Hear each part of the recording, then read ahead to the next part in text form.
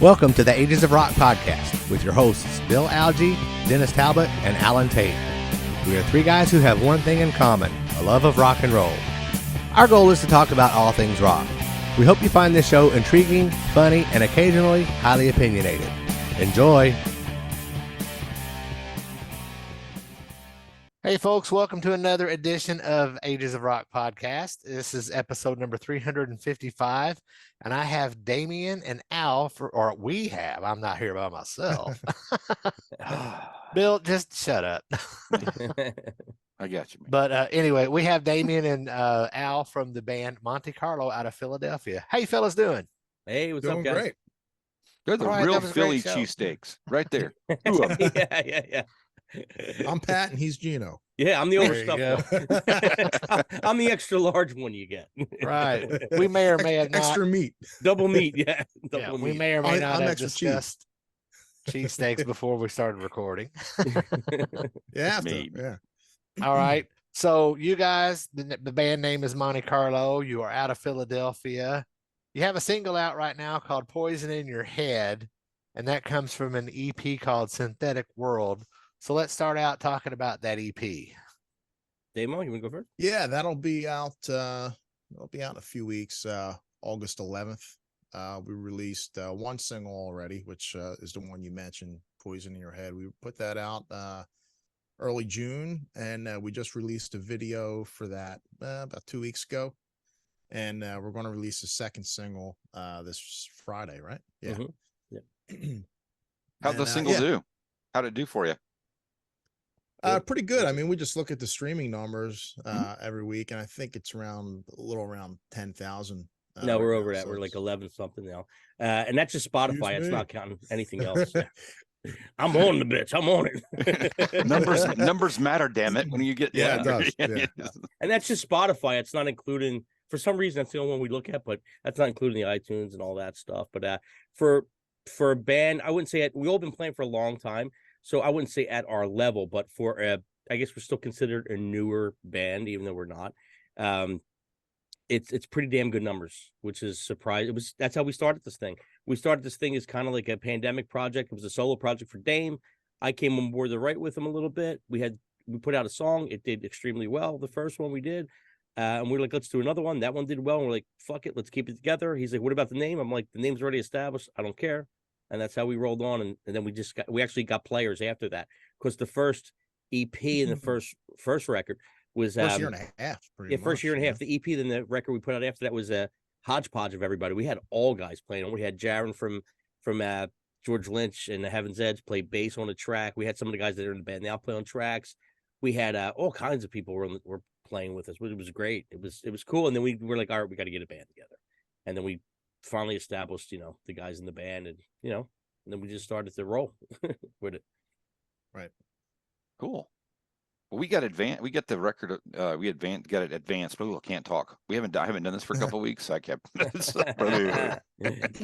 He's still recovering from the Foreigner concert, but There that's you a go. whole different story. Yeah, I had a little. Might have had a. Didn't You had realize fun. that. I didn't realize I even talked to him after the show. I had no idea. Okay, I've been there. Found that out tonight. That was surprising. Anyway, we got advanced the record, so the EP, so that's pretty cool. It was good. It's good stuff, man. Thank Thank you. you. Good job, fellas. Yeah, that whole EP Yeah. is great. Well, thank you. Thanks. What made you So- decide to do an intro? Oh, sorry. Go ahead. Go ahead, Bill. What made you decide to do I guess an instrumental intro into the record? That's been our thing lately. That's been our thing, kind of. Just to set it up, it gives us an excuse to have a different intro when we play live, or to tie the record together. We like to kind of tie the records together. Any record we have, we kind of like to tie it somewhere together, where it almost sounds like a theme. Even though they're Yeah, we kind of, like a lot of the older records always had, some of the older records that we like always started out like with an intro, and it kind of gives you like the whole experience of listening to a complete package. We're old school. We kind of like the intros, and then we use the intro for the live show. So yeah, but like Bert said, it gives it like a theme, I guess. Yeah, So and kind of instead of a concept album, you're doing a concept discography. Sure. Yeah, I'm in for that. Yeah. A lot of the songs are written about the same topics, I think. So they're Yeah. everyday topics, pretty much. So speaking of writing, describe your sound. That's a pretty generic question, but that makes it. Yeah. The world is your oyster here. You want to go first, Damo? Yeah, I think when we started out, it was the songs were kind of like dark, because everything I've been associated with in the past, my previous bands were always like kind of like blues based, hard rock band, groove oriented, riff rock type stuff. But like Bert was saying earlier, I kind of started out with basically just me because there was nowhere to play at the time, in like the middle of 2020, I was doing anything.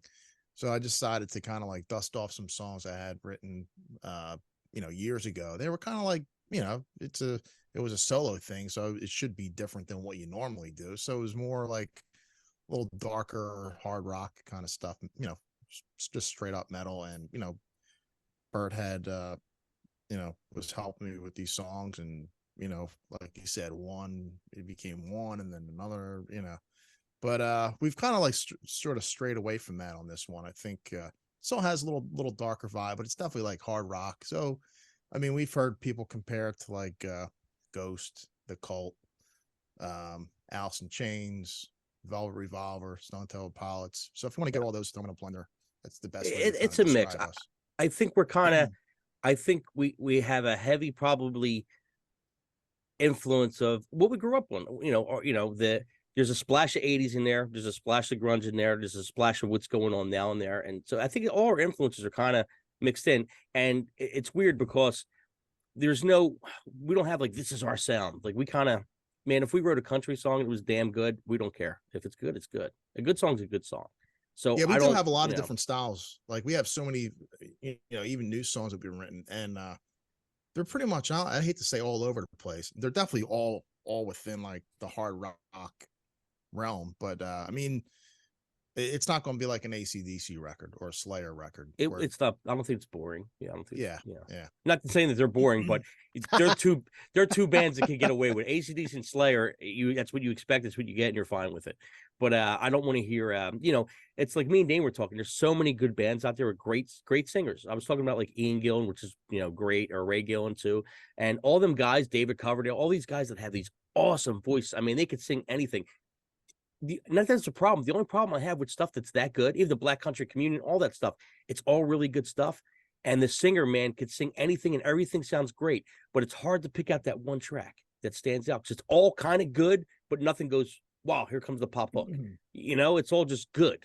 I don't know if that makes any sense, but yeah, kind of like it's better when you listen to it as a whole. I'm kind of listening to it, like old school, like we would. The record's good from top to bottom. I think with us, we kind of float out in styles a little bit. I know vocally we definitely do, but it's just fucking around and having a good time, pretty much. And the main thing is to have like a hooky chorus, no matter what it could be an evil and dark song, it could be a happy or upbeat song that we do. They're all going to have like really catchy choruses. That's like the main thing, and that's from bands that we all grew up listening to. Yeah, I see you're a big Kiss fan in the background. background. We all are. So it's like all our, we're huge Kiss fans too. So yeah, they all have hooky choruses, and all the bands that we loved, all had that in common. So who's to say why can't there's a lot of good bands out there, even the local bands. There's a lot of good bands. I don't think everybody has great choruses though. It's like memorable choruses, I should say. There's a lot of good stuff out there, but not everything's memorable. Talk about I'm curious about what's the Philly music scene like? I mean, I've been there a couple of times, I never even really thought about trying to catch a show or trying to catch some local stuff, but what's the music scene like there? Is it pretty vibrant? There's a lot of stuff going on. I really think it's probably like anywhere else. I mean, I hate to say it's bleak, but it's the talent's there. There's a lot of talent floating. Yeah, there's a lot of good bands. Yeah, there's a lot of really good bands. A lot of talented musicians. But as far as like venues, it's really tough to play. And then, You know, they do want you to sell tickets or pay to play, and it's pretty much just. I talk to bands from all over the country, and it just sounds like the same, no matter where you go. You know, and I've played in you know, previous bands played, you know, in Nashville, Detroit, Cleveland, New York, Boston, and it pretty much all seems the same. The thing is you want to kind of create like a network, you know, befriend bands in other towns and trade shows. Say, hey, why don't you come to Philly and we'll do like a little Play for each other's run crowd together, and Yeah. you know, so you want to kind of create something within other musicians from other areas and just kind of like build on that. But you know, it's I mean, it's not awful, I guess. I don't know. Maybe maybe we're jaded or something. I don't know. Yeah, we've been doing it for so long, probably. It's not like I wouldn't call it a thriving scene. There's a lot of tribute bands, a shitload of tribute bands. You know, I think, you know, that is, you know, the not thriving thing is kind of universal right now, because a lot of venue owners don't really want to pay a band what they should pay a band. Mm-hmm. Or, yeah, we know you have all these originals, but we want to hear 80s rock. Yeah. You know, there are bands in this area that have been playing the same 40 songs for as long as Kiss has been playing the same 19 songs. Yeah. Yeah. You know? Yeah. So, I think the problem is, and I understand it from a business point of view, is the club owners don't really care who's playing.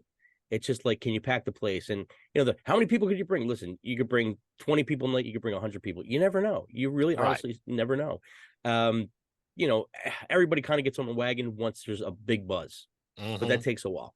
And it's one of those things where, you know, as a band, it's like we always say, and when they go, well, how many people could you bring? And we go, well, how many people did your club bring by himself? You know, like what's the you know, I hate to be that way, but I have had that conversation with venue owners around here.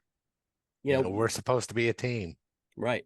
You want to be the hot spot too. I mean, we wouldn't play a thriving place. We don't have to bring our people. Then why are we giving you everything we got? Like, what do we get? We're getting the bar. We're getting a piece of that, you know? So it's you want to do a business. Let's do business, you know? That's so absolutely. Like, you know. But that's what, but I think musicians, because we all are, and you said you play also, so we're all jaded in the fact that when you start out, it's definitely not about money, but when you all start out, you know, you're willing to, you just want to play. You don't care. You just want to get up there and play. Well, once you hit a certain age and a certain level, you would like a little back. And it's not always money. It could be crowd, you know, shit. We'll throw away, you know, making $1,000 if we could play in front of 1,000 people. Like, the money don't mean shit sometimes, you know?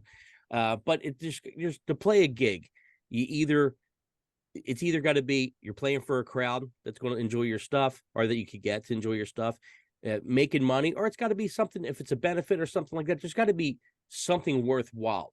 You know, just the play thing, we're all past that. I'm sure you are too, you know, at this point, you know. Yeah, we don't you're not going to see us play every weekend or a couple times a month. So we try to space it out in, you know, within our area, you know, maybe once every couple months, you know. Well, some of us are of a certain age that the people that do come to our show are of a certain age. They're not going to come out, and they're not coming out every weekend. Yeah, so listen, we're at that point. You know, get people have kids, grandkids, or whatever they got. You know, it's just they work 6-7 days a week. You know, it's not easy. You know. Yeah. Absolutely. So we try to make it an event when we play somewhere, and you know, we like working with certain venues and promoters that you know, that we have a good not a good reputation, a good working relationship with. And you know, there's some guys that want you to sell tickets. It's like, okay, well, we're not playing with a national act. It's just basically 3 or 4 local bands. What do we have to sell tickets for? You know, I think if a promoter is going to get a good package together with 3 or 4 local bands that could draw, that work with each other well, that are friends with each other, I think strength in numbers, you'll bring the people out. You know, people are going to show up at the door and pay that anyway. It's like, even for big shows, concerts, when I go, you know, I don't buy tickets 2-3 months in advance. I'll show up at the venue and get it happens in, a lot. You know? And then the flip side of that is, you know, it's like the promoter is the promoter, right? If I'm the promoter, I'm the one that's rolling the dice, right? So if you own a wrestling promotion and you put in and you're booking all this talent and it's costing you X amount of dollars for the talent, the licensing, the ring, all that stuff. Well, the talent's not footing that bill. The promoter is and you're not making the money the promoter is, but you're getting your rate. And the promoter, it's a gamble, right? Nothing's definite, So I think a lot of the music venues and promoters don't take that approach. They take the approach in, we're going to book this band and, hope that we're going to sell a lot of beer. It's all about asses and beer, right? That's pretty much what it's about.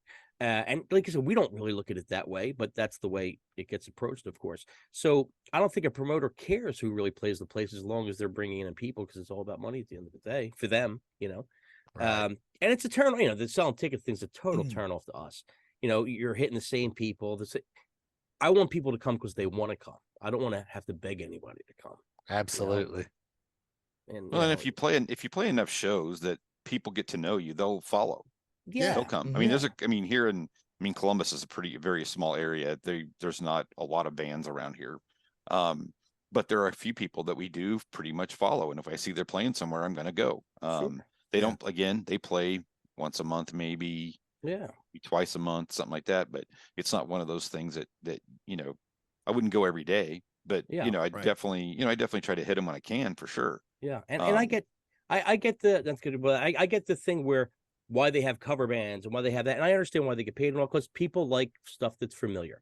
You could be the greatest unsigned local band in the world. After 3 songs, it's hard to digest all that. And then when there's 3 bands, 4 bands, it's just hard.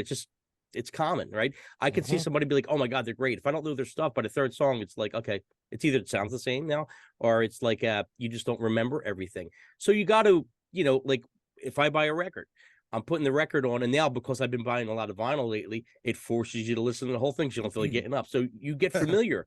When you got one of your, I don't know, we'll say any record, like of some of these guys, like say a Kiss record, you listen to the first time, you go, oh, that's all right. It's right. The songs that you weren't crazy about, the more you listen to, that's how we all used to get into stuff back in the day. The more you heard it, you kind of, it became a piece. Yeah, sure. Which is the fun thing, I think, about listening to music, if now you turn a song on, 15, 20 seconds, some people just turn it off. When you went out and bought like the record or a cassette or whatever hell it was, you listen to the whole thing. And it's like, shit, man, I spent like $15. I'm invested in this. I got I want to try to find something that I like, and eventually the stuff grows on you. There's a lot of records I bought when I was younger that right off the bat I didn't like, but since I felt like I was invested in it, you gave it a shot. Yeah. Gave it a shot, and it wound up, being something that I really liked, That's probably the best thing about vinyl, is that because you got to get up and change, as much of a pain in the ass it is, it forces you to listen. And you're spending $40. Yeah. And you're spending $40. Yeah, exactly. Yeah. I have a vinyl collection over there, and, I don't buy everything on vinyl, but I buy some, certain things on vinyl. Sure. But yeah, it does make you appreciate it a little bit more from that perspective, but I just like the way I just like the way it sounds. To me, it sounds a lot better than. I think so too. It looks. I get cold in the thing, Others would argue. Yeah, others would argue that's not true. I think it's definitely got a warmer sound. I think it's got a warmer sound. I think CD's got more clarity. I think the vinyl has a warmer sound. And you know what? I don't know. It could be just in my head, but when I listen to vinyl stuff, I'm hearing shit I never heard before. I'm like, wait, what's that? But I don't know if it's just. Me overthinking and being like, oh yeah, I think I hear more stuff now because I'm listening to that, Yeah. But they both have their pros. Too lazy to collect vinyl. Pain in the ass. Yeah. I apparently am not too lazy. Yeah. He's got more money than he's got sense. There you go. Not now. That's because it's all in your vinyl collection. It's all in the vinyl collection. Yeah. All right. Well, let's swing back to your band. How did you guys come up with the band name? Oh yeah, I mean, it was just me, just by myself, and I'm a drummer, but I do play guitar, and I play a little bit of bass, enough to write a song. So, I was just writing stuff, and I'd set up this little recording studio in my house during during 2020 when nothing was going on, and I was just going to get friends, email tracks and say, hey, could you sing on this? Could you do a solo on this? Could you play bass? So the first, I was like, what am I going to call it? I don't know, Iron Dragon or something. Some stupid name. So I said, I'm just gonna call it Monte Carlo. Most people will just think it's a car. It's fortunately, I have it is my real last name, and it's not like Jones or something. Yeah. Or something like that. If it was, I would think of something else. So I just roll with that, and then I got, like I mentioned before, I asked Bert if he could sing on this track of something that we had written years ago, and instead of asking someone else to sing the second track, since the first one did so well, we decided to do another song, and then a third and fourth, and then Bert was like, "Yeah, I'll just roll with it, the name, since it's starting to get a little steam." So Yeah. Well, speaking of him, who are all the band members? Ahmed Smith, guitar, Dan Parcells, guitar, Damian MonteCarlo, drums, Joe Mal, bass, and Albert Laporte, vocals. Right on. So your last name is Monte Carlo? yeah, believe it or not. Oh, cool. Bill obviously was not listening 37 seconds ago. Well, I know I was. I was like, I didn't realize that. It just didn't. It just didn't digest. Yeah, Yeah, it's not common. It's a very uncommon last name, but it's I think for the rock that we're doing, it kind of it does conjure up an image. You think of like, I think of like a 77 Monte Carlo or something souped up, or so that's one of the graphics we have, is like the front end of an old like 77 Monte Carlo. So one of the girls I had the hots for in high school drove a 77 Monte Here Carlo. you go. Yeah. He's going to tell you that big back seats. Not stop. Oh yeah. Those were the days. See, you can't make a family in a car nowadays like you could back then. Yeah. That was good. That's true. Cars are only for transport. Yeah. Well, you transported from one vessel to another. There you go. Something like that. Well, As we digress. Do you guys have any more material coming out besides the Synthetic World EP? We're in the middle of writing now. So as this one's coming out, we're starting to write for the next one. So what we did was, the first one was an EP, I think a 6-song EP called Original Sin. And then a year later, we came out with Super Double Fine, which was 10 songs. And then the EP this year. So we're hitting it every year so far. This year is Synthetic World, which is 5 songs in an intro. So it's 6 on there. And we already started writing. So as this one's going to be coming out, we already got probably, I would say, 2 songs, maybe band-wise, maybe 12 songs floating around. But, we're still massaging the stuff and working it out. But, I mean, within probably a couple months, I would say, maybe beginning of New Year, we'll probably be back in the studio again. I mean, Yeah, we got a lot of kind things of roll quick. Yeah, we roll pretty quick with that stuff. And plan it also is to extend the life expectancy of this EP. Is we want to constantly release videos for each track. So instead of putting it out, here's the EP, and then forgetting about it, like most bands, it'll be forgotten about.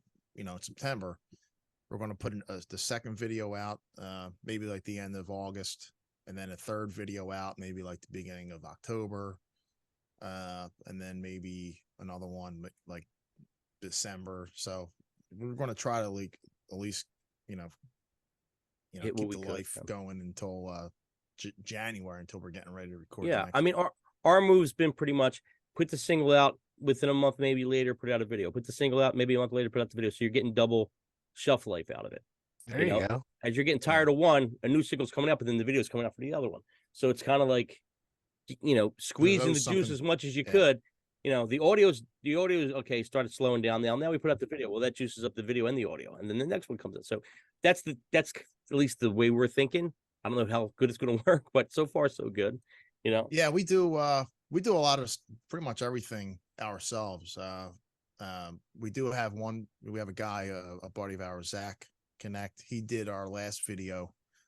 Thing is he moved up to Ottawa, Canada now. So He does come back to visit his family like 3-4 times a year. So we try to get him to do one video, but in between Bert does, pretty much all our videos for us. So we keep everything in house with everything. I mean, the graphics, videos, so it's easier that way. We're like a self-sustained band, Makes sense. Cool. Yeah. And self-managed. Yeah. Yeah. Yeah. We got some help here and there, but yeah, pretty much overall. Cool. So when we got on here, we were right before we got on here, we were talking about a variety of things, and you guys talked about having a podcast. So does the whole band participate in the podcast, or is it just you two? That's us too. It's just us two. Sometimes we'll have them. Can't take one more day with the other ones. I got it. Well, we did the once in a while. When the pandemic thing started, the same thing. I wanted to start a podcast. Damian thought about doing one too. I'm like, all right, what do we call it? So anything we have musically, video wise, and the podcast stuff is under, we call it Dambert Entertainment. So it's both of our names kind of together. So that's the entertainment thing. And that's just so everything's under one umbrella. So if you're looking for mixtapes and tasty cakes, if you're looking for MonteCarlo, you don't have to go to 5 different sites. It's there. But then the MonteCarlo will have maybe like a playlist video thing where you can go directly to that. On YouTube. Yeah, it's all YouTube. And like you guys know how podcasts are. You could get 20 hits, or you could get 80, you could get 1,000. You never know. You never know. We still can't figure it out.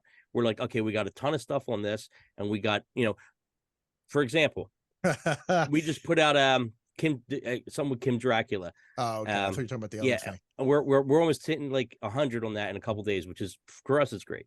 We put out something about Maniskin, which we're like, Mike, who does the podcast, was Angry Mike D, was like, what about this Maniskin band? They're an Italian band from so and so. We're like, I kind of heard of them. We did an album review on them, and the review was, it wasn't bad, it wasn't great, but it was like, slightly better than average. And man, we got like 1,800 views on it, and we were getting crazy. People were sending this like, oh, crazy Italian Maniskin fans. I couldn't believe. We're like, wow. They were pissed at us. They were killing us. We were like, oh my god, who are you guys? And then and then they hit us with. Go ahead. Yeah, then they hit us with just to be pricks about it. They hit us with, who are you to judge anybody that plays music or anything? I'm like, well, here's our stuff. If you like it, great. If not, I understand. And then these were like Italian Maniskin fans, like, because that's where the band is based out of, and we know they were Italian because they said it in some of the comments, and they were saying that we don't like Italian people. I was like, yo, asshole. All our families came from there. We're Italian. We're Italian. What are you talking about? My family came off the boat 100 years ago from Italy. So I mean, listen, I appreciate you have 15 songs on the album. First of all, it's way too much. It's hard to digest 10. 10's fine, and 5 of them are in a different language. Great if you want to put out something special. The common fucking idiot don't want to hear all that. It's like, so we gave it an honest review. I mean, we weren't really that crazy about it, but they weren't having it. So yeah, we didn't even bash it. It was crazy. We just were like, why? Why 15 songs? Like, I don't want to hear 15 songs from Kiss at once. They tried it with Hot in the Shade. It didn't work. Like, come on. That's true. That record had like 19 songs on it or something. Yeah, and I like the record. If they cut it 5 songs shorter, it'd been a great record. Yeah. Yeah. There you go. There's an idea for you. Which songs should we cut out of this record to make it down to? I made a Spotify playlist. I made my own Hot in the Shade 10 there songs, you go. and it was a great record. I got rid of The Street Giveth, and I got rid of Cadillac Dreams. I don't mind either one of those things. You can have Boomerang. You can take Read My Body, Boomerang. They could go. I'm ready. My Body was gone. I was gonna say Read My Body, and You Love Me to Hate You. I like that one. That was that song. That's a good song. One. I used to like that one when I was younger, but as I've gotten older, I just detune that song. Maybe it won't be so bad. Yeah, there you go. Well, they might have to now. Yeah, they do now. They definitely have to. Yeah. Or just pre-record it. Yeah. Or I got an idea. Don't play it because that'd be crazy. Yeah, and I like, I'm like Dame. I like all eras of Kiss. I like, from the earlier stuff to I'm all right with all. Oh yeah, that's me. I mean, I became a fan at 8 or 9 years old the first time I heard Beth. Of course, I can't hardly listen to that song anymore. Yeah, Right. You know, I swear that I hate rock and roll all night, but every time it comes on the radio, I'm jamming. You're like us. Yeah, you're all the same way. Yeah. You know, Yep. but I stuck through with Kiss through the Dynasty stuff and the Unmasked and you know the makeup coming off and yeah. thinking Revenge was the greatest album that they'd ever put out, Yes, and the yes. tour Me too. fucking tanked, you know, Yeah, and they're dude, like, That was my oh, first time seeing them on that tour, and I thought my it was, first time was the Crazy Nights, and I That's- like yeah. that tour. I Yeah. did like It's that a good tour. tour. Revenge was my second tour to see them. Yeah, I thought the Revenge tour was. I liked the song selection. I thought the stage, but it was just the timing was just Yeah. Yeah, it was Now bad. I would like to have seen the Hot in the Shade tour, That was great. I Yeah, went to but that. I That was great tour. I was stationed in Germany when that tour was taking place, and it Oh, it wow. never made it out of the United States. That's That- right. Never that- yeah. made it out of North America. I think there were some. Yeah, Yeah. yeah. That was a Maybe great it tour did. too. That show was great. Oh, I And they know. brought back so much stuff. It was. They it was brought really back good. that old stuff, and they did like a Yeah. 2.5 hour show. Yeah, Mhm. Like, hey, let's give these people their money's worth. yeah. And Paul Yeah, was they probably did. at the top of his game right about that. He was pretty darn close. Yeah. Yeah. Can we get that back? When I go in November, will it be back? Where are you going to see them? Are they playing Oh. Columbus? Indiana. They're playing in Indianapolis. Okay. Yeah. It's Yeah. they play them there on the 27th, so it's like the third, like 3 days Fourth. before the end, Yeah. before the Yeah. end of this. Whatever. Yeah. Let's be honest. Before the end of this, Yeah. Whatever's going Yeah. on. Yeah. whatever else they got cooking up. But Yeah. yeah, Bill's going. I'm going to that same show, and I'm taking my son. Oh, nice. This is I going. took him. I took him when he was. It was 2004. It was just a few days before he turned 8. Oh wow. I Does he took him remember to it? see. I took him to see. He does remember it because it's the first time he saw titties. That'll Yeah, do it. Can't forget Yeah. that. I see those sunny side ups. Well, they were on the big screen too. So Yeah. I'll tell you what, Dame opened up for Gene when he did a solo thing and Ace. Dame played both of those shows. that's Oh, pretty cool. Cool. Yeah, my last band. Yeah, it was Yeah. pretty cool. We did 2 shows with Ace and one with Gene. And let me tell you, man, I will not be disappointed if Gene wants to go out and do a solo band. Sounds I thought great. that was terrific. He just needs to take those fellas with him.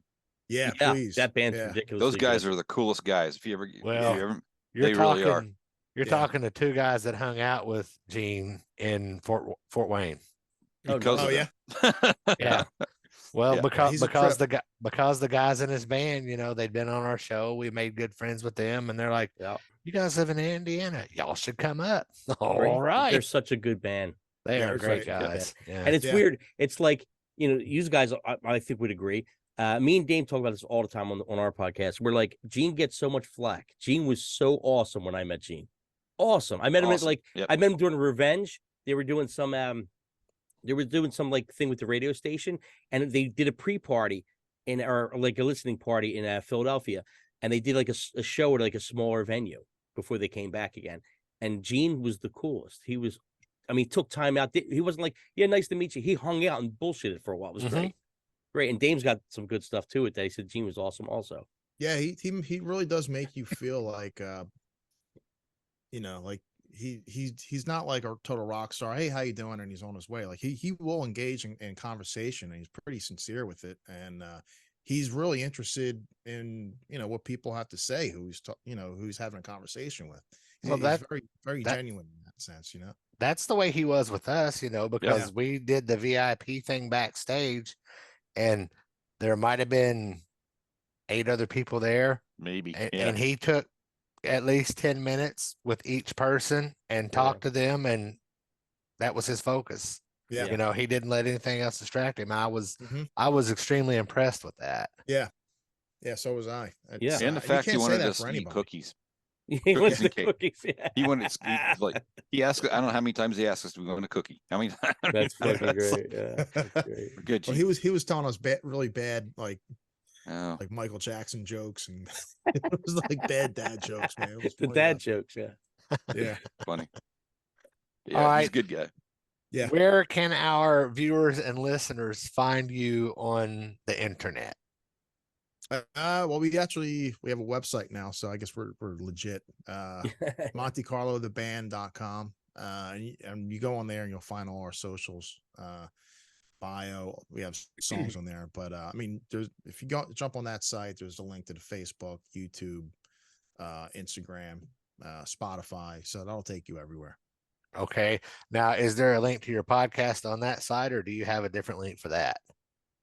Well, on the site, if you click the YouTube link, it will take you to the site where we host the podcast on YouTube.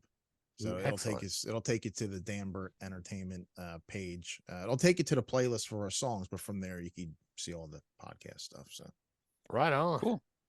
All right. Well, we do appreciate you guys coming on. Hang out for a minute while I take us out of here.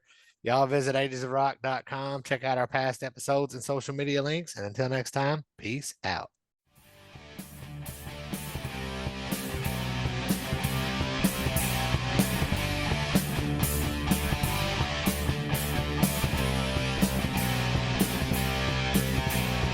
Thanks for listening to the Ages of Rock podcast.